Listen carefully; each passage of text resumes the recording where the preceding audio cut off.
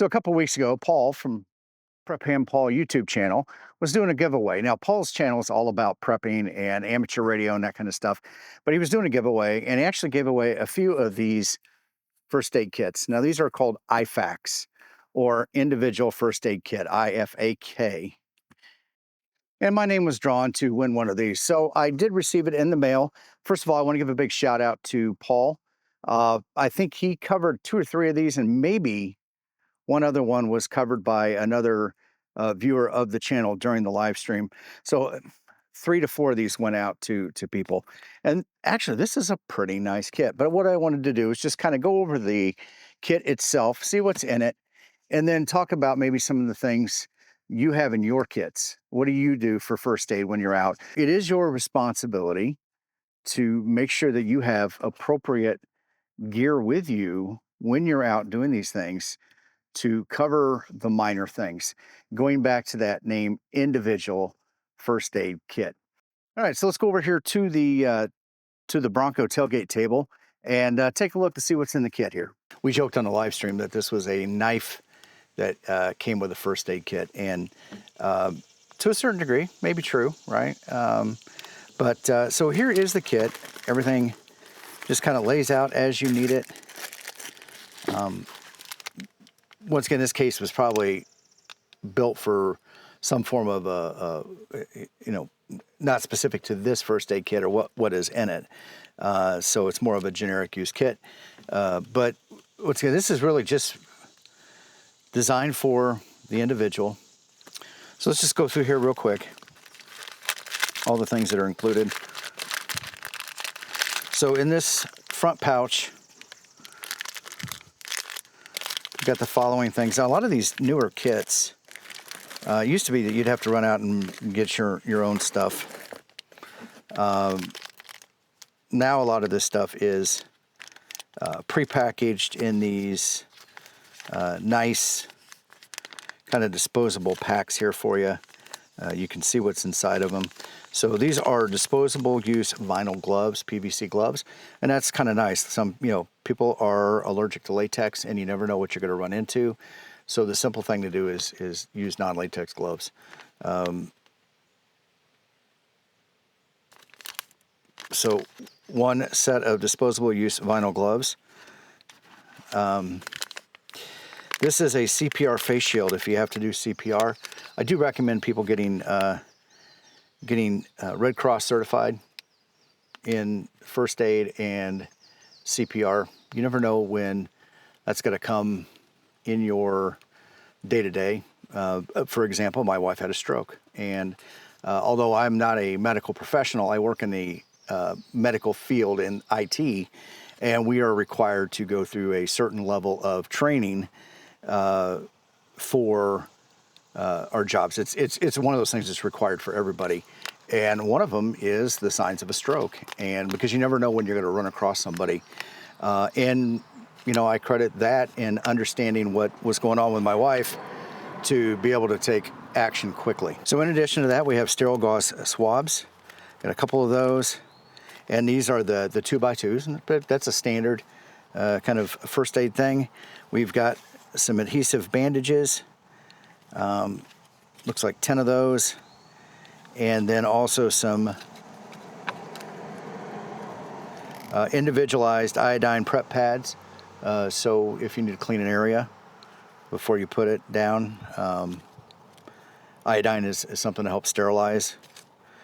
And then we also have burn gel. So once again, a sealed package. I'm assuming most of these probably have expiration dates on them, and this one looks like it is good till December of 2030, so 4 years out, which is probably about common. We also have two things of surgical tape, once again individually sealed, so you're not wasting a whole bunch of them. So that is that front pouch. All right, moving into the main section here. Now this is sealed. This is a soft splint, and this is pretty nice because you can form it.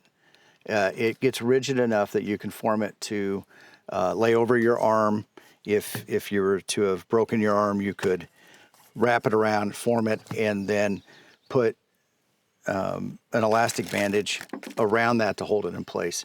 And that provides some form of a temporary splint. Always good. Once again, going back to thinking about first aid, wilderness survival, stuff like that. If you're in Boy Scouts or involved with scouting, these are, common skills that we teach the boys when we're out camping. And having a splint is a way to go. And actually, right here on there are directions about how to splint that, where in this case, you could take it, divide it in half, and run it on both sides of the arm and immobilizing or underneath the elbow. Or in this case here, taking it long ways, folding it in half, and forming it around the arm and tying it off. And it's going to provide something. It's better than nothing. I mean, worst case, you take two sticks and wrap it around. The point is that you want to immobilize the limb. And then also here, they show splint applied to a fractured leg or ankle and go. So nice things: lightweight, reusable, waterproof, compact, versatile, radiolucent. And I'm going to guess that means it could go through an x-ray machine and it's not going to interfere. So that way you don't have to take it off to get an x-ray. Also in the pouch here, we've got gauze, compressed gauze packages. Now this one says it has an Israeli bandage, and this is compressed down, kind of like the mattresses you buy online now, right?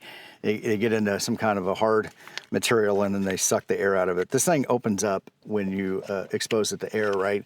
And it's a very dense foam, and if you are injured, not necessarily a cut on the arm, but if you get a chest wound, or not a chest wound, but something in your abdomen or whatever, you would take this and shove it inside of there, and then use some form of a compressive wrap around it to tighten it down and create that pressure, right? And that's what you need whenever you have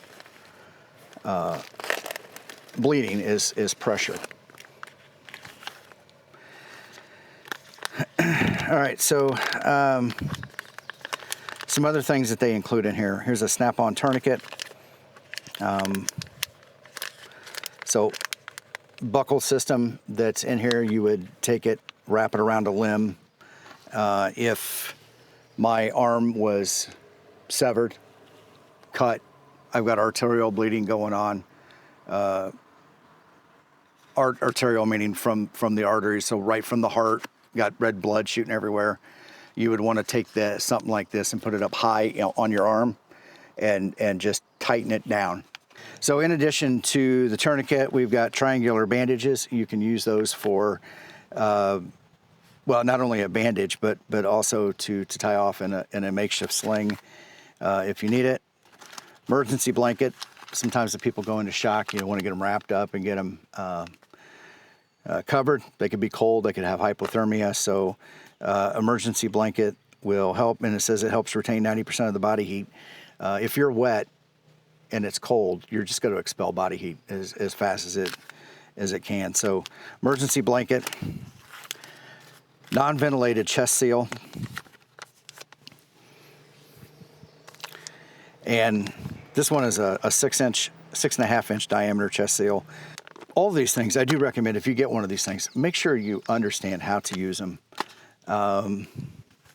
Here's another absorbent pad. Once again, if you get cut or injured, you'd want to pack gauze inside there as much as possible and apply pressure. So in the other side of it, we have some trauma shears. So in the event that you break your leg and you've got long pants on, you need to get the pants out of the way. And you can cut your clothing with these things and open up the area so you can work on it. Applicator swabs, cotton swabs. Got 20 of those. So once again, if you need to apply something. Here's the death knife. Remember, you buy the knife and the first aid kit comes free.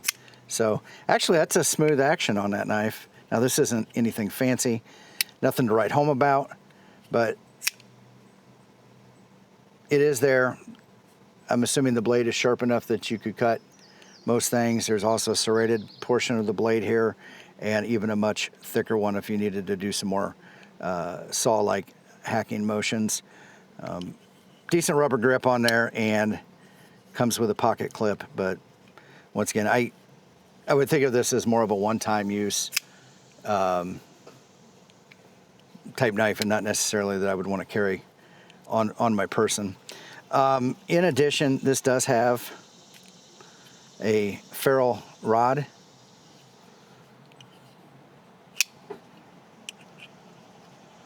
So you can strike it to create spark if you needed to create fire. This rod does have a hole in there if you wanted to put a some form of a lanyard on there. You could do that.